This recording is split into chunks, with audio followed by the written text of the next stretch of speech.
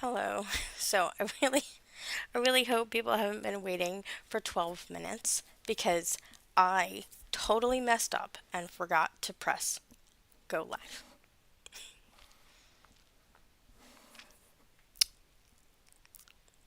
Is it working? Yep. So that was my bad. And then I got disconnected. That was great. Okay. Okay, so now I'm gonna start over because I've been talking to myself for too long. Okay, let me get rid of that.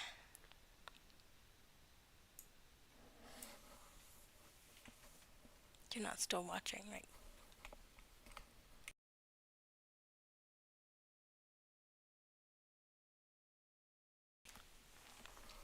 Okay. I don't know why I clicked that button. Okay, so let me, before I officially get started again, where did my phone go? Yeah, it's somewhere. It's probably in the kitchen or in the bathroom or something. I'm gonna send out a message to everybody because that was totally my bad. Okay, so if you're on Discord, you will get my message.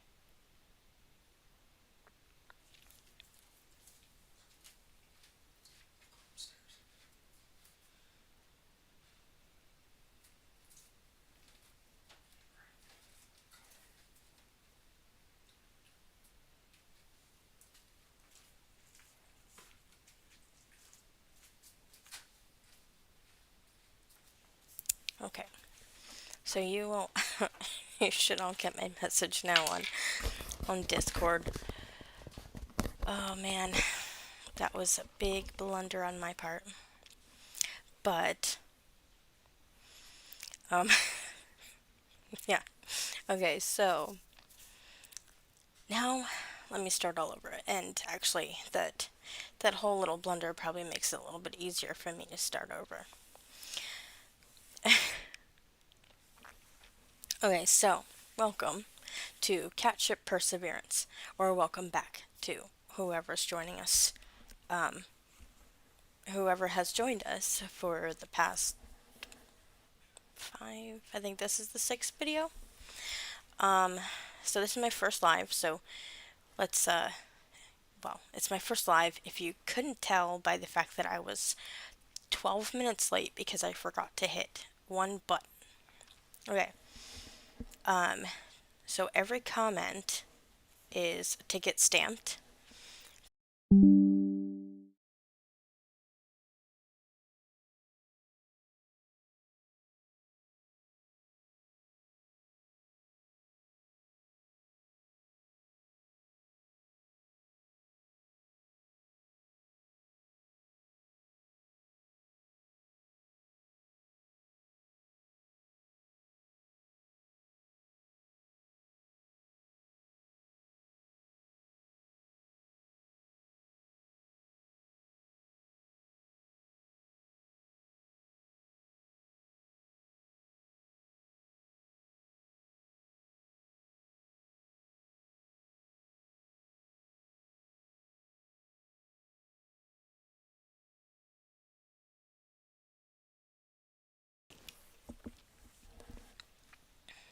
I think that should be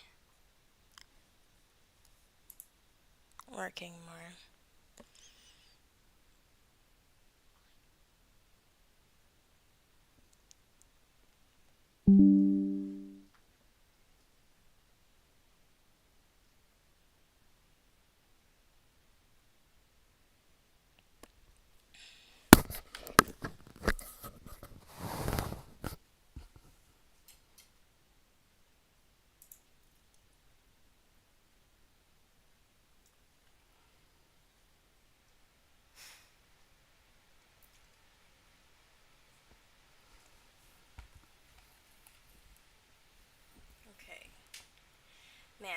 all of these chats, they were not showing up before, and now they are. I have no idea why, you know. Okay, I really have no idea why. It just keeps going in and out. Like, I have pretty good internet, I feel. I mean, I pay for pretty good internet, so I don't know why it's just not cooperating. I think maybe because it's multiple things running, and now my screen mirroring, I realized, didn't reconnect. So I'm going to try this one more time, and I am so sorry, but if it happens again, I'm just going to have to shut down the stream and record it and just post it later on for everyone. Let me just reconnect to my screen.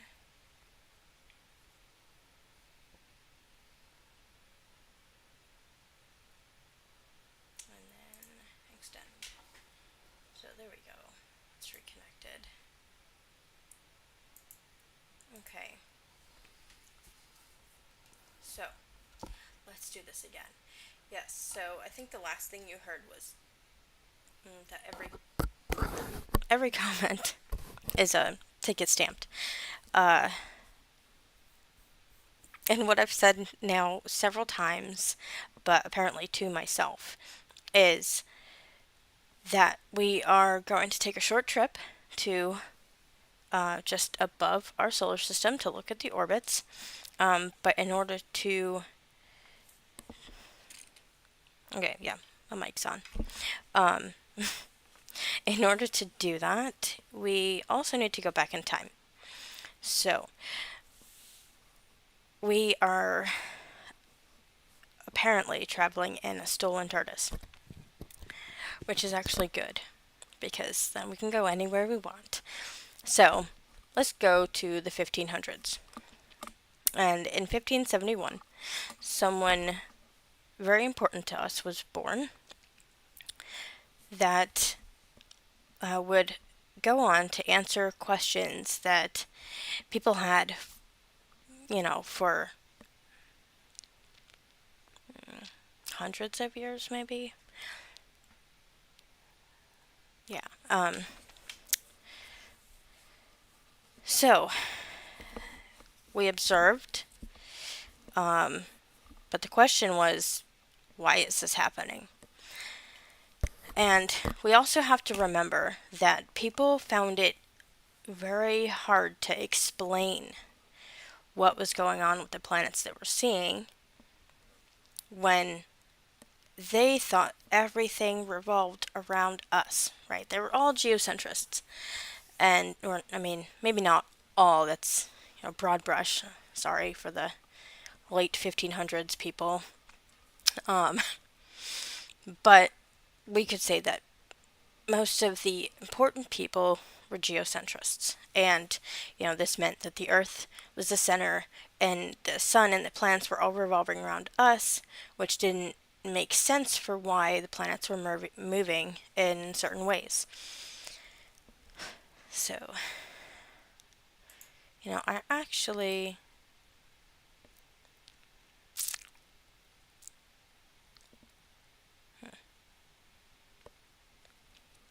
if the chat actually does, update properly. So, if I don't comment on your comments, it's nothing personal. It's probably just that it didn't load on my end. So, okay. 1571.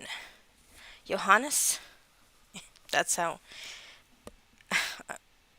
I try not to say things in the wrong ways. So, because he was German, his name was Johannes Kepler. And I am also sorry if I say a lot. I realize I do that, and I usually can edit that out. It's just a habit I have where I just say when I'm thinking. So, pardon me. But he was born in 1571, and he grew up, as we all know now, to be a profound astronomer, mathematician. That's a hard word.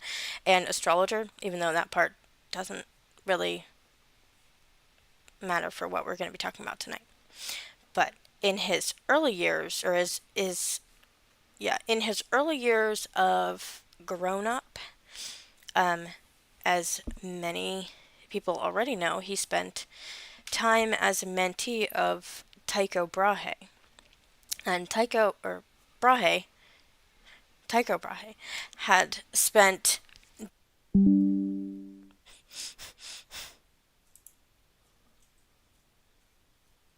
Okay. So it says reconnection successful, so it'll probably catch up soon on the stream. I'm gonna take this time to reconnect my TV again, or my big screen.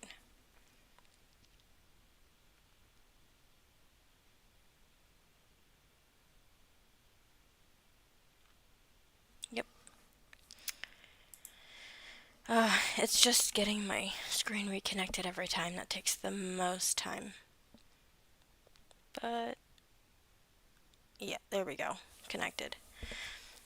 Okay, so what I meant to do, let me switch that over.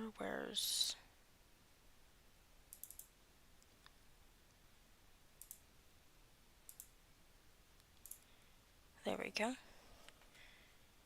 So everybody see that now. Okay.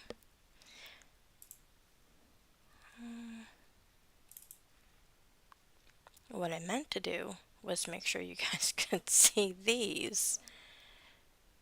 Okay, so that is Brahe. He is also essential to Kepler, to understanding Kepler. Okay, one important thing to note is that Brahe, even though he spent decades collecting data and trying to understand for himself, he was also a geocentrist.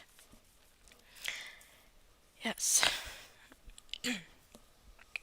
So, it was very important that his work was done. And after collecting all of that data and spending time with Kepler collecting data, he wound up dying.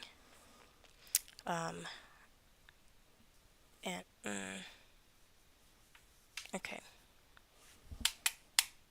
My mouse likes to not work sometimes. There we go. Okay. Then Kepler. This is a. Is it? Is it actually? No, he's like totally off. Let me fix that. There we go. Okay, so this is a painting of him and Kepler. He spent a lot of time going over this data. So he inherited the data after Brahe died because he was his mentor. And, Kepler, he had just such a deep desire, as a lot of us do. Yeah. Oh, yeah, I know. He likes to talk about Tycho. But that's neither here nor there. He knows nothing. Anyway, don't tell him I said that. Not like he would care. So he was deeply driven towards understanding the cosmos, as many of us are, even now.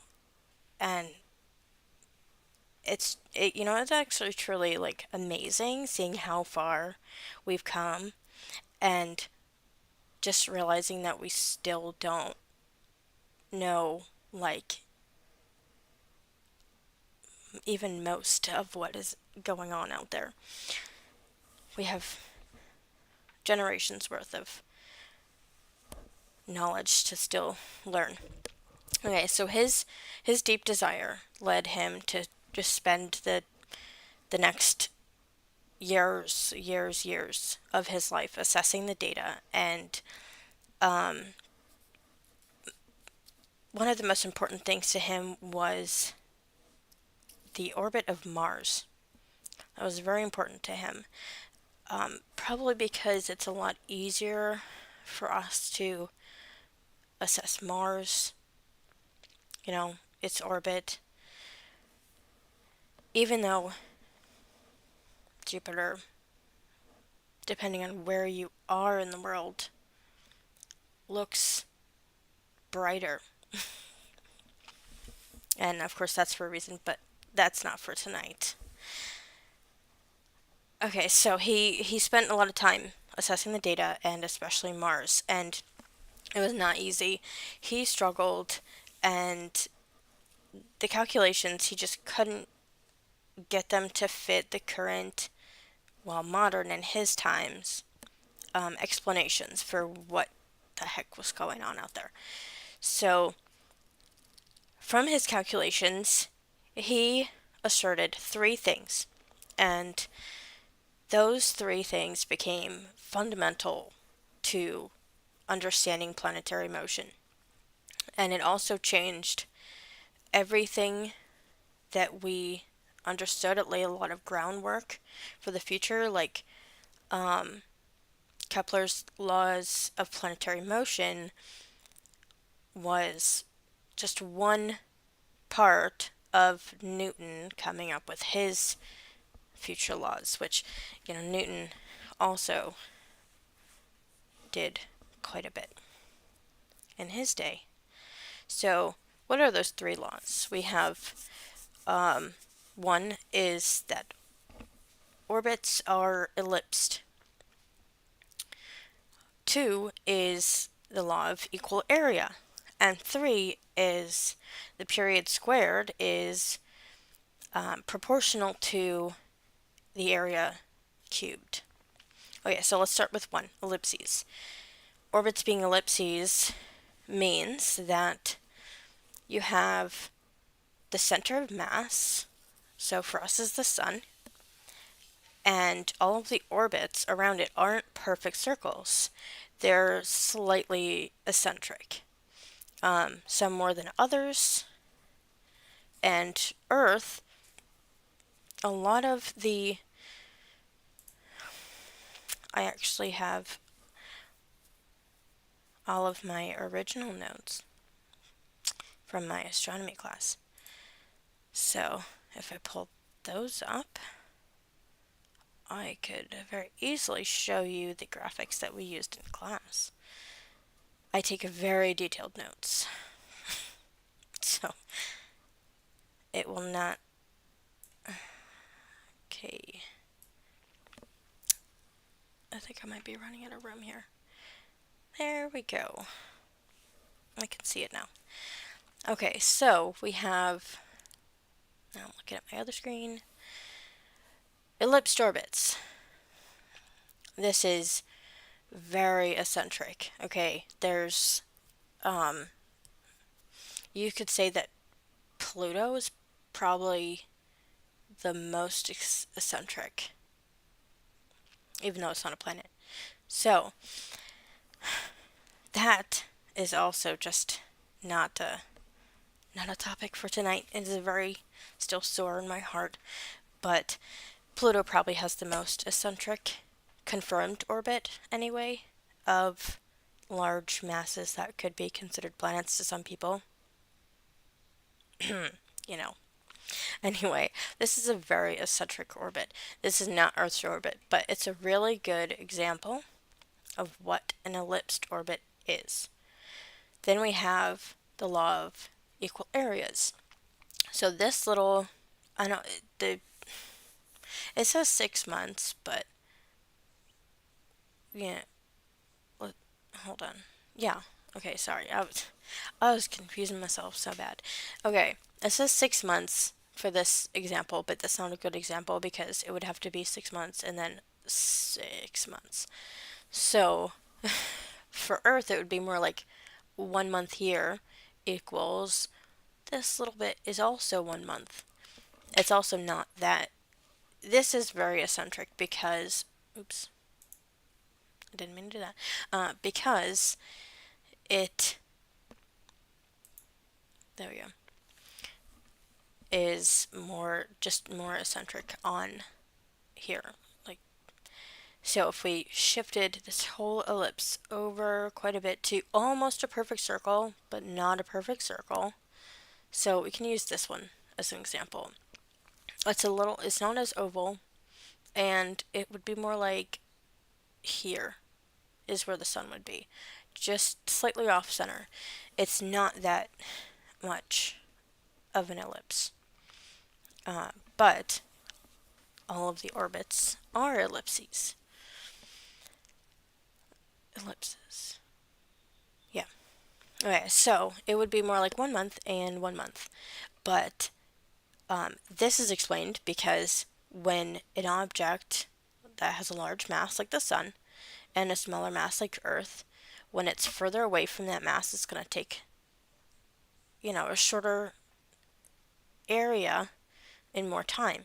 But as it goes around, it starts speeding up, and then it covers a large area in that same amount of time. So I hope for anybody who didn't understand that, which I know most of you probably already do, but this is good to talk about.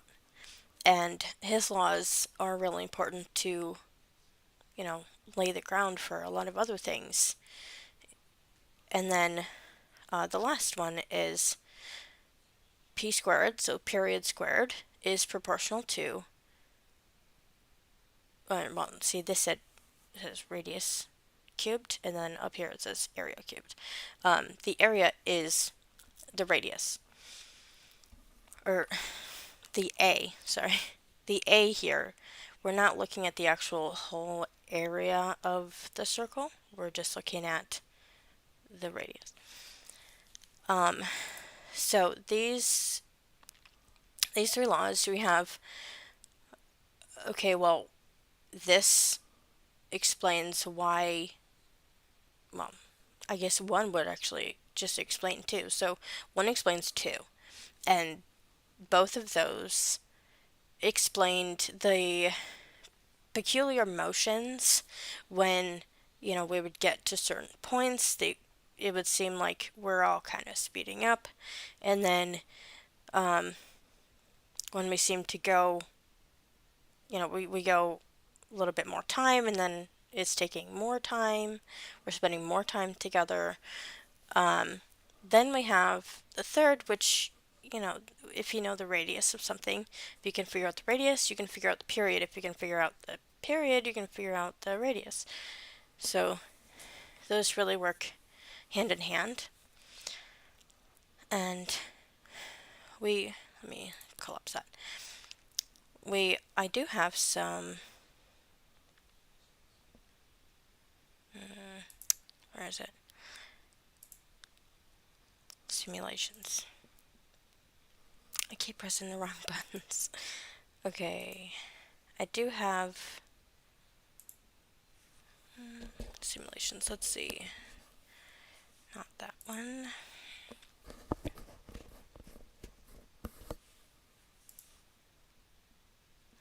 Here we go.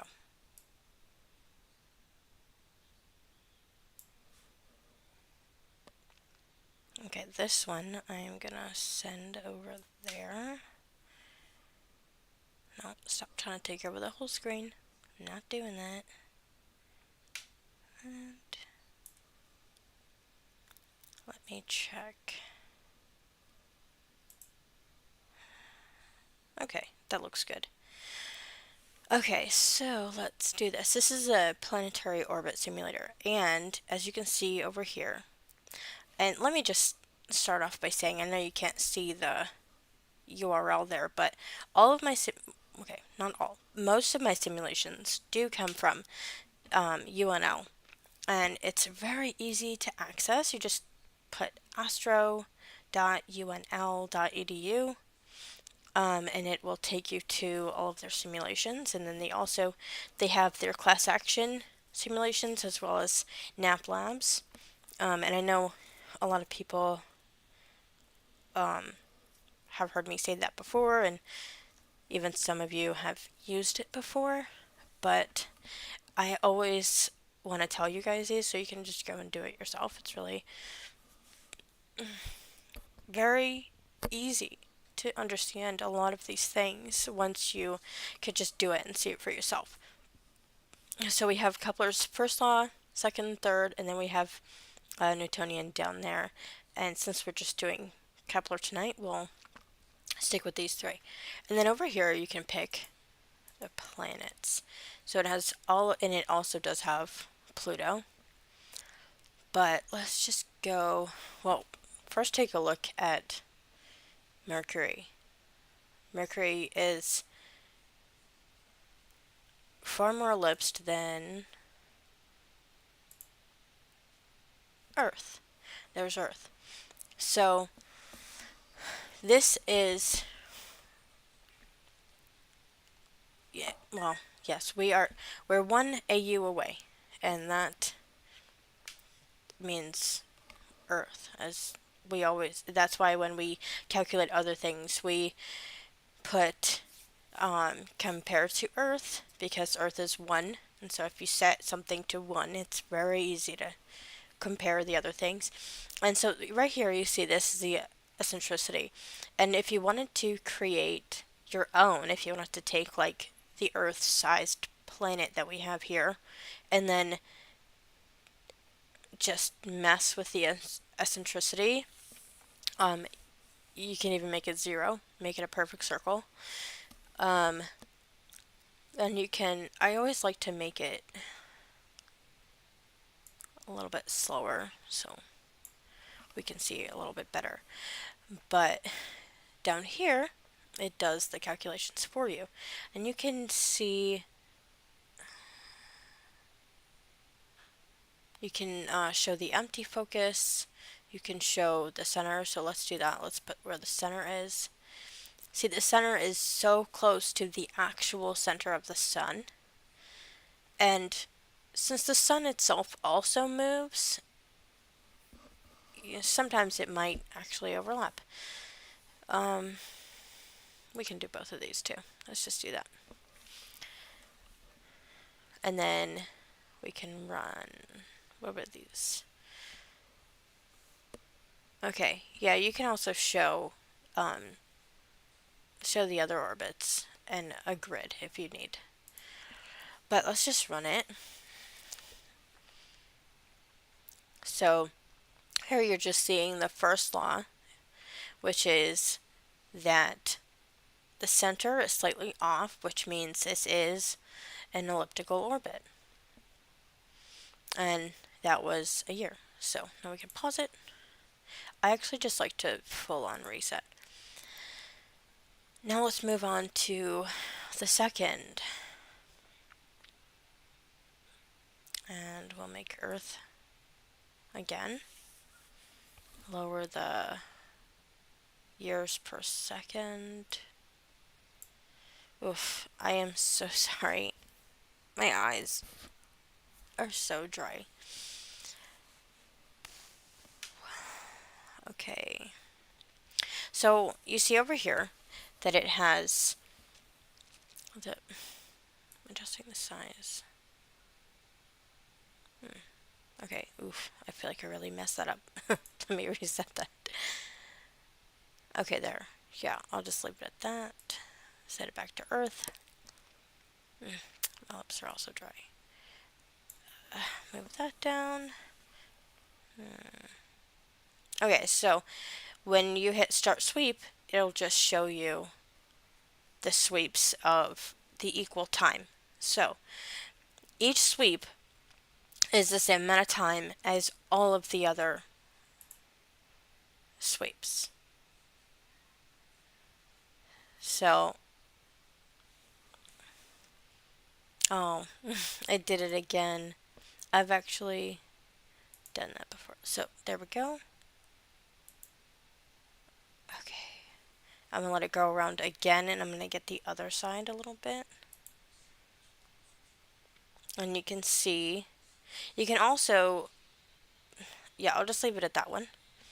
You can also see down here you can just do a continuous sweep where when you do that, you'll see it'll just go over all of my existing ones and it'll just fill in all of them. But you should really just erase the other sweeps.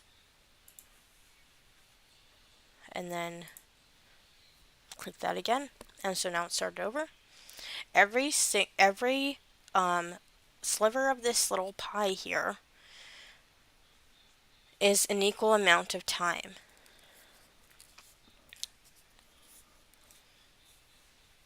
As you can see. And then there you go.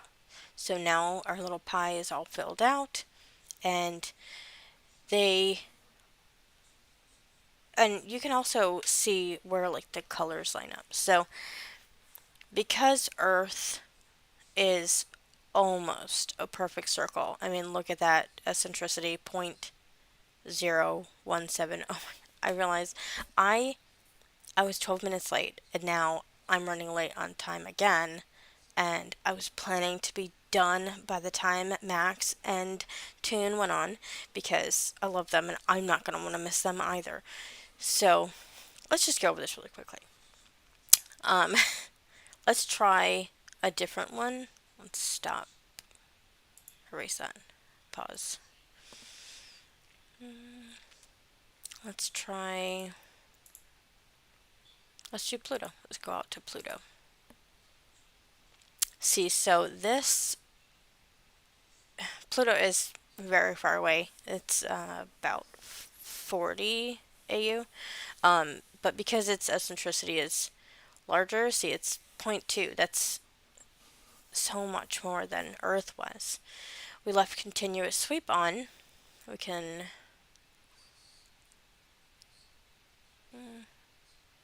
actually make this.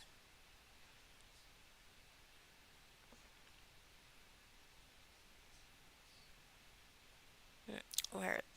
Well, that's as close to 0.2 as I'm getting. We can start that, and then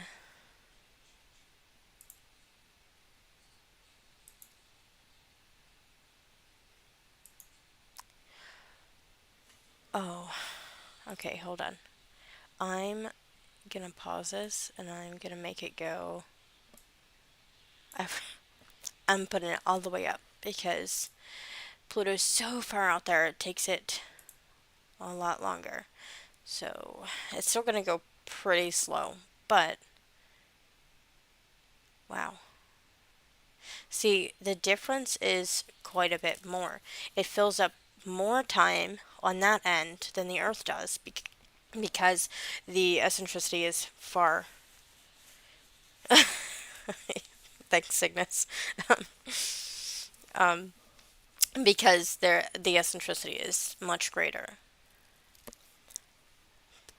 So, oh, it really does take a while, and that's at 2 years per second. It's because Pluto, I mean, it hasn't even made a full cycle since we discovered it. That's how long its year is. Okay, let me just pause that anyway. So, maybe we'll move on to the third law later, and I will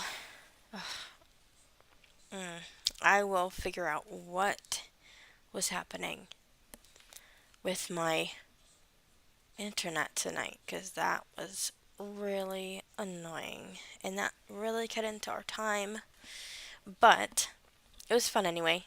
And say bye to Kepler.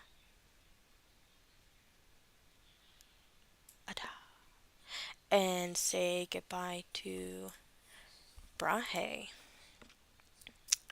Yeah, the screen. The X is actually off the screen, so there we go. Bye bye. Okay, everybody, so let's just wrap this one up because I am very tired and a little irritated with my internet right now. So, okay, Kepler, very important. Tycho was very important to Kepler. Those are very key points. but he really led the way to confirming heliocentrism. And I think we will move on to that next because that seems like a really good next step for us. But I am ADHD, so if I wind up changing my mind and deciding this other thing that is very interesting to me at the moment is more important, that's what we'll do. So, sorry. But eventually, we will talk about everything because apparently I just decided one day to start posting videos. So, I mean, that's what Toon said to do. He said just turn on the camera and start talking. So I did that. And I hope all of you had a good understanding of those laws now. It's really not hard to understand that what an ellipse is, and then the simulation helps you understand the equal areas a lot better. So I'll figure out my internet. But for now, you are good to go. Get off my ship, please. Also, if you haven't already, join the Discord. I like chatting with people, and I would like more people to start chatting. So, good night, everyone, and